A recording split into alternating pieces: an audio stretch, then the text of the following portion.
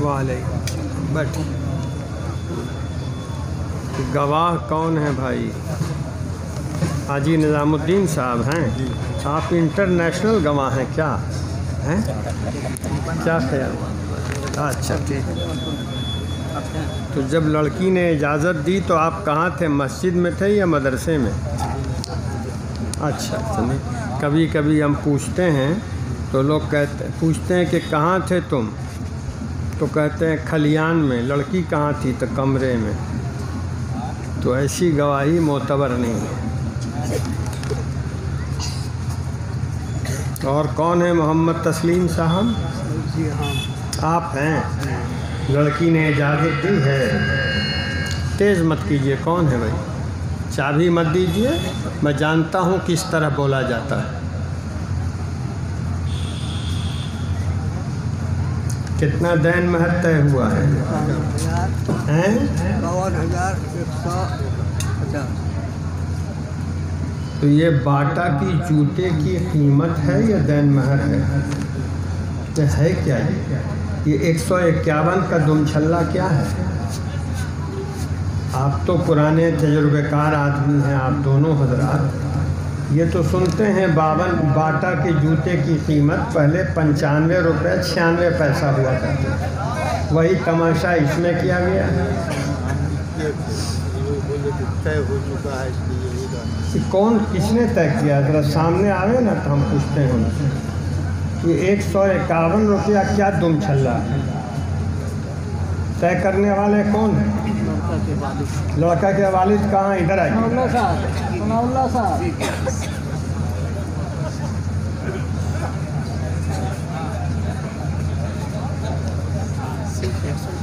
یہ کیا طے کیا؟ مسافہ تو بعد میں ہوگا، پہلے یہ پوچھ رہے ہیں کہ 51,151 کیا ہے؟ جی ایسے ہی مطلب نہیں جیسا اچھا نہیں اچھا نہیں ہو تو جو اجازت ہوگی اسی پر ہم پڑھائیں گے، لیکن یہ کون سی بات ہوئی؟ آپ لڑکے کے باپ ہیں، بے مطلب تو ہے نہیں ہے۔ یہ کون سے حدیث ہے یا قرآن پاک ہے یا بزرگوں نے کہہ دیا ہے؟ یہ تو پہلے دیکھتے تھے ہم کہ باٹا کی جوتے پر قیمت لکھی رہتی تھی 95 روپیہ 96 پیسہ، وہی دین مہر بھی لگتا ہے کہ جوتے ہی کے حساب سے ہے 51,151۔ ان سب جہالتوں کو ختم کیجیے، سیدھا سیدھا مسلمانی بات کیا کیجیے۔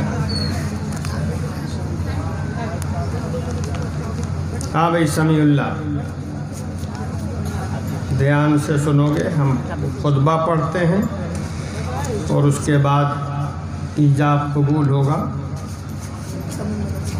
بسم اللہ الرحمن الرحیم۔ الحمدللہ نحمده ونستعینه ونستغفره ونؤمن به ونتوکل علیہ ونعوذ باللہ من شرور انفسنا ومن سیئات اعمالنا، من يهده الله فلا مضل له ومن يضلله فلا هادي له، ونشهد أن لا إله إلا الله وحده لا شريك له، ونشهد أن سيدنا ومولانا محمدا عبده ورسوله صلى الله عليه وعلى آله وأصحابه وأتباعه أجمعين، أما بعد فقد قال الله تعالى في القرآن المجيد والفرقان الحميد: يا أيها الناس إنا خلقناكم من ذكر وأنثى وجعلناكم شعوبا وقبائل لتعارفوا إن أكرمكم عند الله أتقاكم، صدق الله مولانا العظيم۔ وقال النبي صلى الله عليه وسلم: النكاح من سنتي فمن رغب عن سنتي فليس مني، أو كما قال عليه الصلاة والسلام۔ وقال النبي صلى الله عليه وسلم: يا معشر الشباب من استطاع منکم الباءۃ فلیتزوج ومن لم یستطع فعلیہ بالصوم فإنه له وجا او کما قال علیہ الصلاة والسلام بارک اللہ لنا ولکم فی القرآن العظیم ونفعنا وإياكم بالآيات والذكر الحكيم إنه تعالى جواد كريم.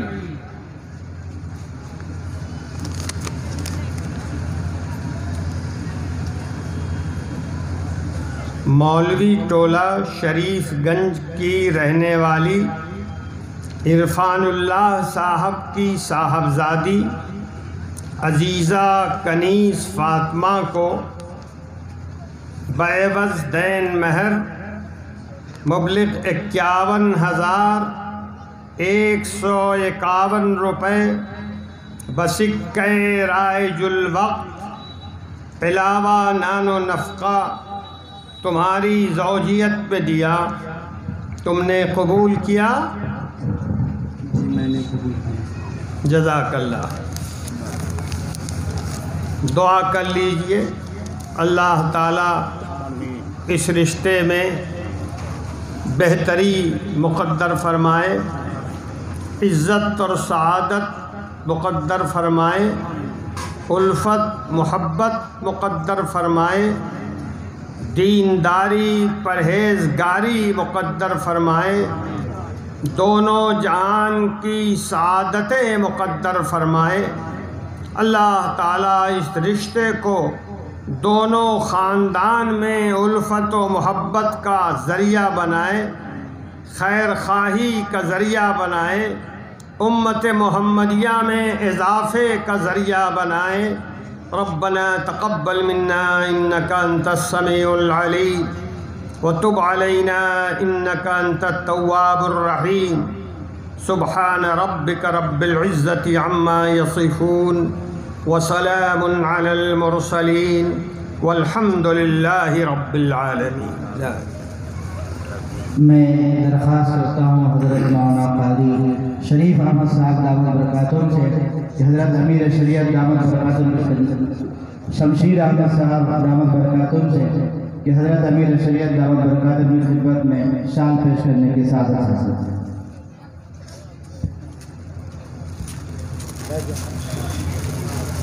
کیا ہے مولانا اس کو؟ یہ کون سی سنت ثابتہ ہے؟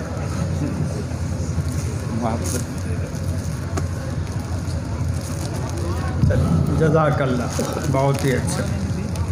ٹھیک ہو گیا. اب اس کو اتاریں تو کوئی مکروہ تحریمی تو نہیں ہوگا.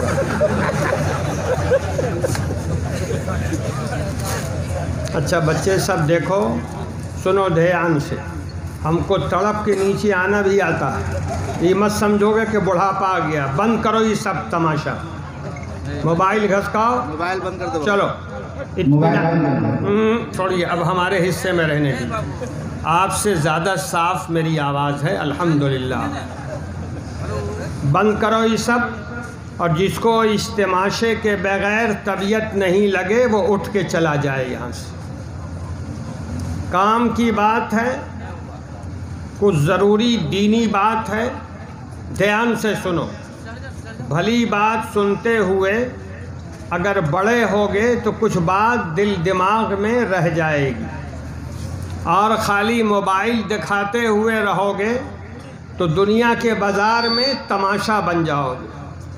اس لیے اطمینان سے بیٹھو، جتنی بات عقل میں آتی ہے سنو، اور کچھ لے کے یہاں سے جاؤ. خالی تصویر اور فوٹو لے کے مت جاؤ، اس کا کوئی حاصل نہیں ہے. یہ بے وقوفی کا کام ہے، اور یہ دماغی کھجلی ہے. سمجھتے ہو نا کھجلی؟ کیا سمجھتے ہو؟ جو ایسے ایسے نوچتا رہتا ہے نا، تو یہ دماغ ایسے ایسے نوچتا ہے، تو یہی کھجلی ہے دماغ. اس کو رکھو جیب میں، اطمینان سے بات سنو. کیا ہے یہ؟ اچھا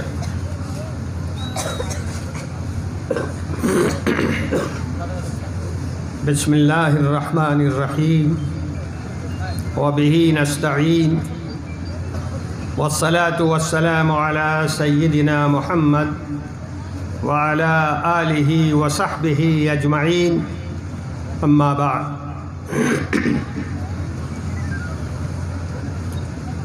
آج کی مجلس میں دو باتیں عرض کرنی ہیں۔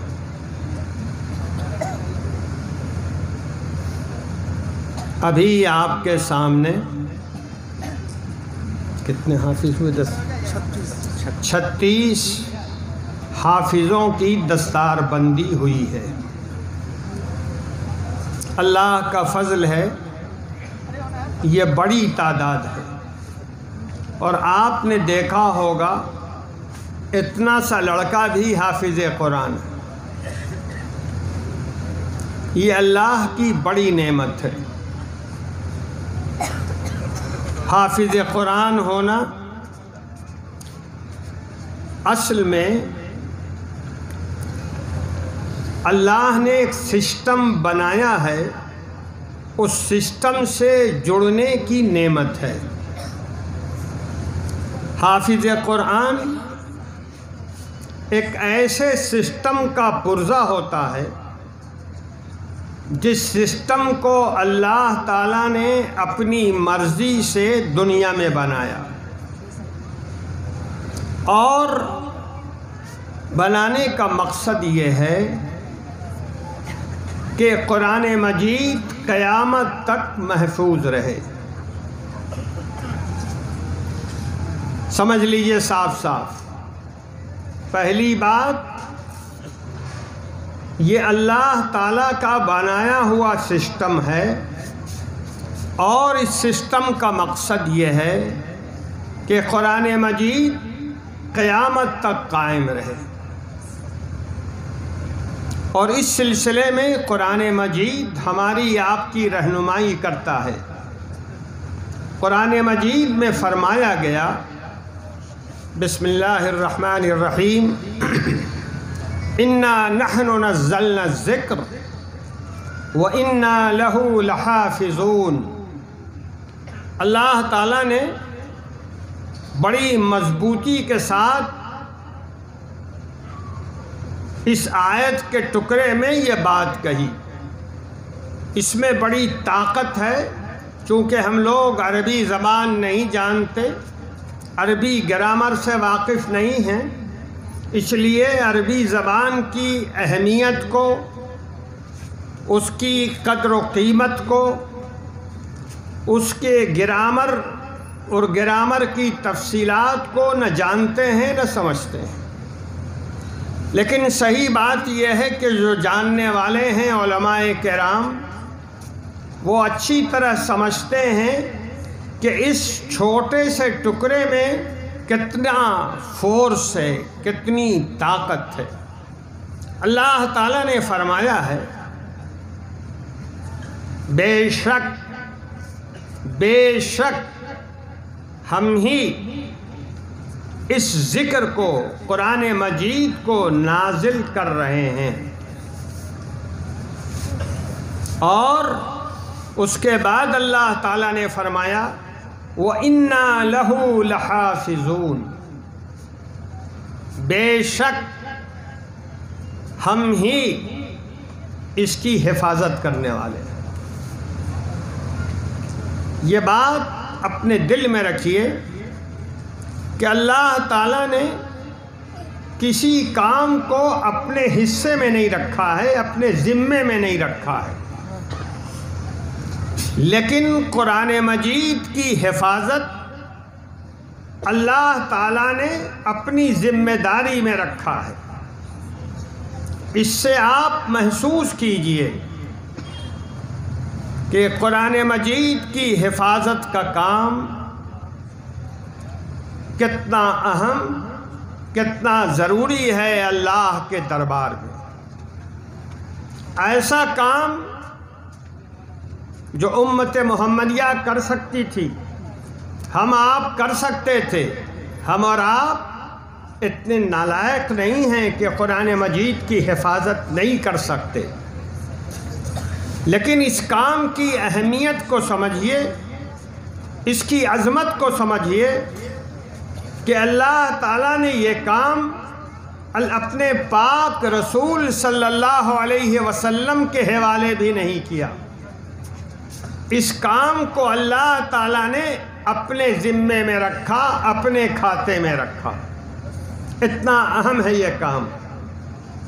اور اس کام کے لیے اللہ تعالیٰ نے جو سسٹم اس دنیا میں بنایا اس میں کئی طریقے اپنائے. نماز کے اندر ہم لوگ نماز پڑھتے ہیں، آپ نماز پڑھتے ہیں، سنتیں بھی پڑھتے ہیں، نفل بھی پڑھتے ہیں. قرآن مجید کی کچھ نہ کچھ آیتیں نماز میں پڑھی جاتی ہیں. یہ جہاں نماز کو یہ چیز پاورفل بناتی ہے قرآن مجید کی تلاوت، وہیں یہ ذریعہ ہے قرآن مجید کو محفوظ کرنے کا. ہم میں ہر بھائی بہن کچھ نہ کچھ قرآن مجید، کچھ نہ کچھ حصہ، کچھ نہ کچھ صورتیں یاد رکھتے ہیں اور یاد رکھتی ہیں. اللہ تعالیٰ نے ہر مومن کے دل میں قرآن مجید کم یا زیادہ رکھ دیا ہے. اس کا فائدہ یہ ہے کہ قرآن مجید ہم یاد کریں اور پڑھیں، اور اس کا فائدہ یہ ہے کہ مختلف حصے قرآن مجید کے یاد رہیں. یہ ایک ذریعہ ہے. اور اس کی باریکی کو بھی سمجھیے آپ. ہم اور آپ کسی چیز کو اگر سمجھتے نہیں ہیں تو پڑھنے کی طبیعت نہیں چاہتی ہے. کبھی ایسا نہیں ہوا آپ فارسی نہیں جانتے ہیں تو پندنامہ کبھی یاد نہیں کریں گے. گلستہ بوستہ بڑی قیمتی کتاب ہے، کبھی یاد نہیں کریں گے. لیکن یہ کمال ہے قرآن مجید کا. اللہ تعالیٰ نے قرآن مجید کو ایسا بنایا ہے کہ دل اس کی طرف مائل ہوتا ہے اور دل چاہتا ہے کہ پڑھے، دل چاہتا ہے کہ ہم تھوڑا یاد کر لیں. یہ کمال ہے قرآن مجید کے اندر کہ دل اس سے لگتا ہے. اور اللہ تعالیٰ کا کرم ہے کہ ہر ایمان والا بندہ قرآن مجید پڑھتا ہے اور پڑھنے کی کوشش کرتا ہے، نماز میں پڑھا کرتا ہے. قرآن مجید کی حفاظت کا انتظام کم سے کم یہ دو طرح سے ہوا. ایک نظام اللہ نے بنایا کہ ہم اور آپ قرآن مجید یاد کریں. دوسرا نظام اللہ نے بنایا کہ ہمارے آپ کے دل قرآن مجید میں لگے رہتے ہیں، نماز میں پڑھتے ہیں، دوسرے وقتوں میں پڑھتے ہیں، کبھی فجر کی نماز کے بعد پڑھتے ہیں اور کبھی عشاء کی نماز کے بعد سوتے وقت پڑھا کرتے ہیں. یہ طریقہ ہے جہاں قرآن مجید سے برکت حاصل کرنے کا. وہیں یہ طریقہ قرآن مجید کی حفاظت کا بھی ہے. اللہ نے اور بھی کئی طریقے قرآن مجید کی حفاظت کے بنائے. ان میں ایک بہت مضبوط طریقہ قرآن مجید کو یاد کرنے کا ہے، حافظ قرآن بننے کا ہے. اور یہ بات بھی ہمارے آپ کے دل میں رہنی چاہیے. قرآن مجید کو چھوٹے چھوٹے بچے بھی یاد کر لیتے ہیں. ابھی آپ نے دیکھا دو بہت کم عمر کے بچے حافظ قرآن ہوئے، ان کی دستار بندی ہوئی. بہت بڑی نعمت ہے، یہ اللہ کی بہت بڑی نوازش ہے. یہ ذریعہ ہے اصل میں قرآن مجید سے اپنے دل کو آباد کرنے کا. اور اس کے ساتھ ساتھ قرآن مجید کی حفاظت کا۔ اللہ نے جو قرآن مجید میں وعدہ فرمایا، اِنَّا نَحْنُ نَزَّلْنَا الذِّكْرَ وَإِنَّا لَهُ لَحَافِظُونَ، یہ وعدہ، یہ عہد اللہ تعالیٰ کا یہ پہنچا ہوا ہے ہر ایک حافظ قرآن تک، اور ہر حافظ قرآن اللہ کے اس وعدے کو پورا کرنے کا ذریعہ ہے۔ سوچئے اللہ تعالیٰ نے حافظ سے کتنا بڑا کام لیا۔ اللہ تعالیٰ نے حافظ کو یہ پوزیشن دی کہ وہ اللہ کے وعدے کو پورا کرنے کا ذریعہ بنے، اور اللہ تعالیٰ نے اس کے لیے بڑی عظمت، بڑی بلندی، بہت بڑائی مقدر فرمائی ہے۔ ہم اور آپ عام طور پر محلے میں، سماج میں حافظ کا تذکرہ کرتے ہیں تو تھوڑا سا انداز ایسا ہوتا ہے جیسے حافظ کچھ دوسرے درجے کا شہری ہو۔ اے حافظ جی، کہاں جا رہے ہیں حافظ جی؟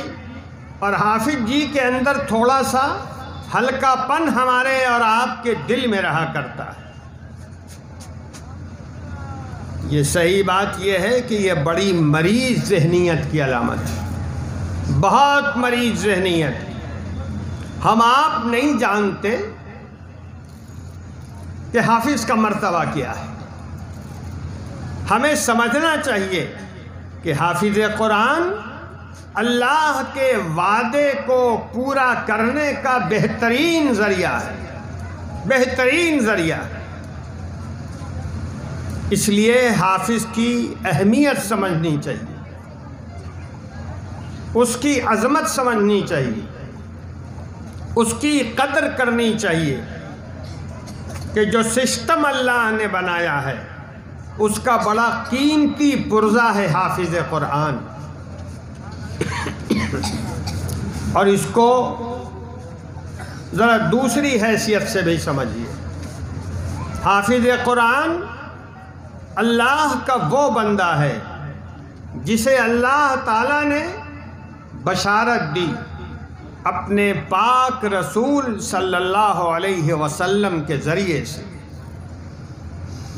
قیامت کے دن جب ہم اور آپ ایک ایک نیکی کے لیے پریشان ہوں گے، قرآن مجید نے اس کو بیان کیا کہ قیامت کے دن کیا حال ہوگا۔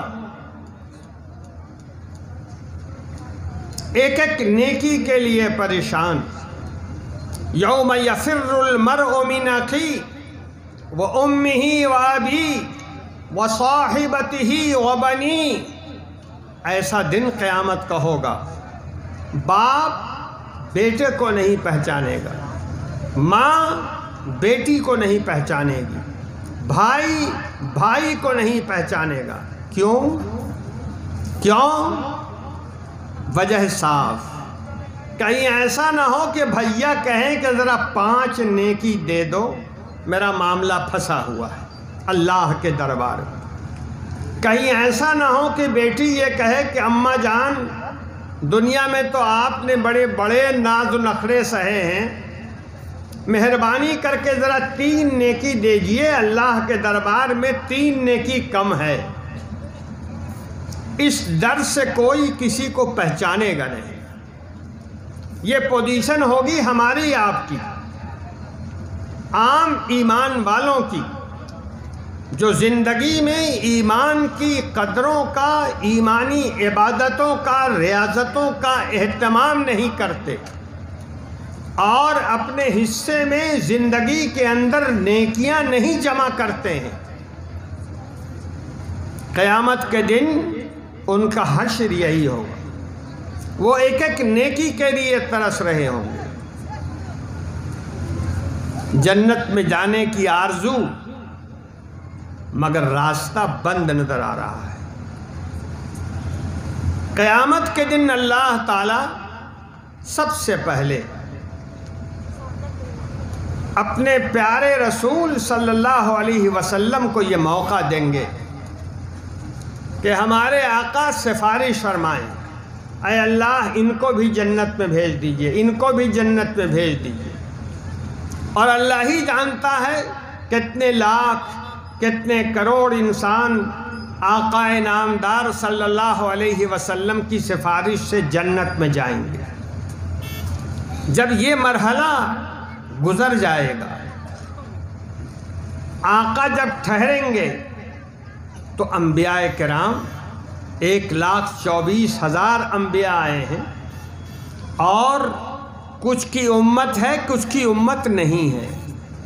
تو جن کی امت نہیں ہے ان کا تو کوئی ذکر نہیں، لیکن جن کی امت ہے وہ ہمت کریں گے، حضور کے فرما لینے کے بعد کھڑے ہو جائیں گے، اے اللہ میں بھی نبی ہوں، مجھے بھی آپ نے دنیا میں نبوت سے سرفراز کر فرمایا تھا، یہ میری امت ہے، یہ پھنس گئی ہے، جنت جا نہیں سکتی، ذرا اجازت دے دی۔ 1 نبی 2 نبی 4 نبی 10 نبی جتنے ہمارے انبیاء کرام ہیں امت والے، اللہ کے دربار میں سفارش کریں گے۔ اس کے بعد صحابہ کرام، صحابہ کا بہت بڑا مرتبہ ہے۔ آج جو ہم اور آپ اسلامی پہچان کے ساتھ کٹیہار میں سانس لے رہے ہیں، یقین مانیے وہ اللہ کے رسول کی محنت کے بعد صحابہ کرام کی محنت کا نتیجہ ہے۔ اگر وہ دل و جان سے محنت نہیں ہوتی تو یقین مانیے یہاں نہ مسجدیں ہوتی، نہ مسلمان ہوتے، نہ اسلامی آداب۔ یہ ان بزرگوں کی محنت ہے، اور اللہ تعالیٰ ان کے لیے قرآن مجید میں فرماتے ہیں کہ یہ وہ مقدس ہستیاں ہیں صحابہ کرام کی کہ رضی اللہ عنہم ورضوا عنہ، وہ اللہ سے راضی، اللہ ان سے راضی، اللہ ان سے راضی۔ اتنا بڑا مرتبہ، اتنا بڑا مرتبہ۔ انبیاء کرام کے بعد صحابہ کرام سفارش کریں گے اللہ کے دربار میں، ان کی ایک پہچان اللہ کے دربار میں ہوگی، وہ سفارش کریں گے۔ اس کے بعد اولیاء اللہ، اولیاء اللہ وہ سفارش کریں گے اللہ کے دربار میں۔ اس کے بعد ہمارے علماء، ہمارے محدثین، ہمارے فقہا، ہمارے مفسرین اللہ کے دربار میں سفارش کریں گے، اور ان کی سفارش کی بنیاد پر نہ جانے کتنے افراد کو اللہ تعالیٰ جنت میں بھیجیں گے۔ بتائیے کتنا بڑا کام ہے۔ قیامت کے دن جہاں ایک ایک نیکی کے لیے لوگ ترس رہے ہوں گے، ایسے بندے بھی اللہ کے ہوں گے جو نبی نہیں ہیں، جو صحابی نہیں ہیں، لیکن وہ بھی اللہ کے دربار میں عرض کریں گے، سفارش کریں گے، اور ان کی سفارش کی بنیاد پہ اللہ تعالیٰ انسانوں کو جنت بھیجنا پسند فرمائیں گے۔ سمجھیے اس بات کو، اس دن قیامت کے دن ان بزرگان دین، محدثین، فقہا، علماء کے بعد سفارش کرنے والے لوگ حافظ قرآن ہوں گے، جنہیں آپ اور ہم ہلکا سمجھتے ہیں، کمزور سمجھتے ہیں۔ یہ کھڑے ہوں گے اللہ کے دربار میں، اور پھر اے اللہ یہ ہمارے والد صاحب ہیں، بہت نیکی نہیں کمائی زندگی کے اندر، لیکن انہوں نے مجھے بڑے اہتمام سے حافظ قرآن بنانے کی کوشش کی، بھیج دیا یہاں مدرسے کے اندر، اور میں نے بڑے اطمینان کے ساتھ قرآن مجید حفظ کر لیا۔ اے اللہ بڑی آرزو کے ساتھ، بڑی امید کے ساتھ وہ مجھے دیکھ رہے ہیں، میرے والد صاحب، آپ نے حافظ کو درجہ دیا. آپ کے پاک رسول نے کہا تھا کہ حافظ قرآن کو سفارش کرنے کا حق ہوگا. اے اللہ مجھے بھیجنے سے پہلے میرے ابا جان کو جنت میں بھیج دیجیے. اللہ کا حکم ملے گا اور جنت روانہ. پھر اس کے بعد کھڑے ہوئے ہیں. فرشتے پوچھتے ہیں ارے میاں اب کیوں کھڑے ہوئے ہو؟ ابا کو پنگا لیا, تم بھی پنگ جاؤ. کہتے ہیں میں جب جایا کرتا تھا مدرسے تو گاؤں کے کنارے میں ایک بڑھیا رہا کرتی تھی. وہ خبر خیریت لیتی رہتی تھی اور ہم جب مدرسے جاتے تھے تو وہ حلوہ بنا کے دیتی تھی اور 10 روپیہ دیا کرتی تھی. بیٹا دل سے پڑھو گے, حلوہ بھی کھاؤ گے, روپیہ دیتے ہیں, کچھ کھانے پینے خریدنے کی خواہش ہے تو لے لو. 3-4 سال جب تک ہم حفظ کرتے رہے وہ بڑی بیوی میری خدمت کرتی رہیں, میرا حوصلہ بڑھاتی رہیں. مجھے نہ میری کوئی رشتہ داری لیکن مجھے آگے بڑھاتی رہیں, مجھے حلوہ دیتی رہیں, روپیہ دیتی رہیں. آج وہ بوڑھی عورت کنارے بیٹھی ہوئی ہے, اس کے پاس نیکیوں کی کمی ہو گئی ہے. اور پھر وہ دعائی دے گا کہ آپ کے پاک رسول نے فرمایا تھا, اے اللہ آپ کے پاک رسول نے فرمایا تھا کہ حافظ قرآن 10 کی سفارش کرے گا. یہ دوسرا نمبر ہے, اس کو بھی بھیج دیجیے. چلیے صاحب. اب اس کے بعد بھی کھڑا ہے. فرشتے کہتے ہیں میاں اب کیوں کھڑے ہوئے ہو, اب تو جاؤ جنت کے اندر. کہا ابھی تو 2 ہی ہوا ہے, 8 کا باقی ہے, 8 باقی ہے.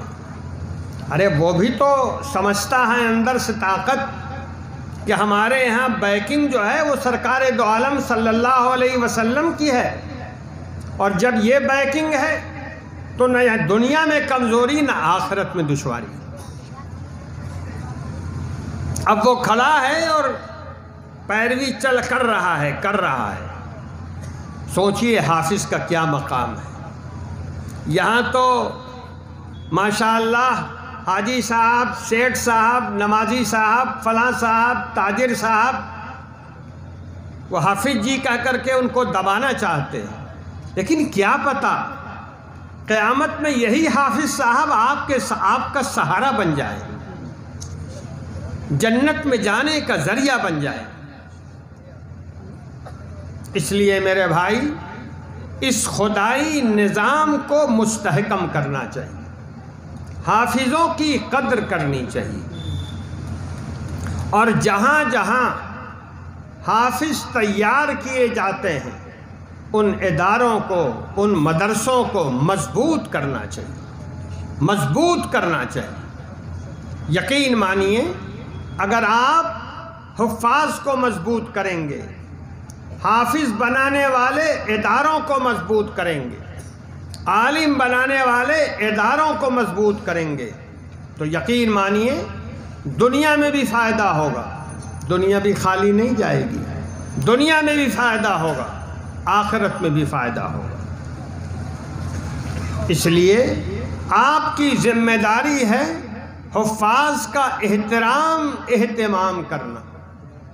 جو ادارے حافظ قرآن تیار کر رہے ہیں اس ادارے کو مستحکم کرنا, مضبوط کرنا. یہ نہیں کہ اگر ہم مدرسے کے ممبر نہیں ہیں تو ٹانگ کھینچنے کے لیے تیار رہیں. غلط بات ہے, بالکل غلط بات ہے. آپ اللہ کی رضا کے لیے مدرسے کو ترقی دیجیے, ممبری کے لیے, صدارت کے لیے, سیکریٹری شپ کے لیے ترقی مت دیجیے. اگر آپ ساری کوشش ممبری, صدارت, سیکریٹری شپ کے لیے کریں گے, یقین مانیے اللہ کے دربار میں آپ کی اس نیکی کی 1 پیسہ قیمت نہیں ہوگی.